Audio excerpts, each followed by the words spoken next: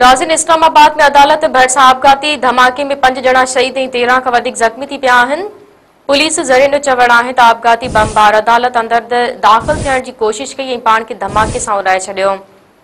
धमाके में 5 ॼणा शहीद ऐं 13 ॼणा ज़ख़्मी थी पिया आहिनि। पुलिस ऐं सिक्योरिटी फोर्सिस इलाइक़े खे कड़ो चाढ़े जांच शुरू करे छॾी आहे। जुडिशल कॉम्प्लेक्स मां जजनि खे रवानो कयो वियो आहे।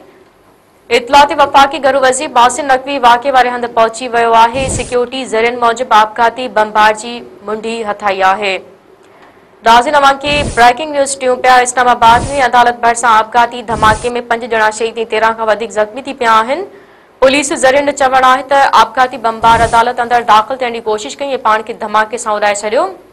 धमाके में 5 ॼणा शहीद ऐं 13 ॼणा ज़ख़्मी थी पिया आहिनि। पुलिस ऐं सिक्योरिटी फोर्सिस इलाइक़े खे कड़ो चाढ़े जांच शुरू करे छॾी आहे। जुडिशल कॉम्प्लेक्स मां जजनि खे रवानो कयो वियो आहे। इतलात वफ़ाक़ी घरू वज़ीर मोहसिन नक़वी वाक़े वारे हंधि पहुची वियो आहे। सिक्योरिटी ज़रियनि मूजिबि आपघाती बमबार जी मुंडी हथाई आहे।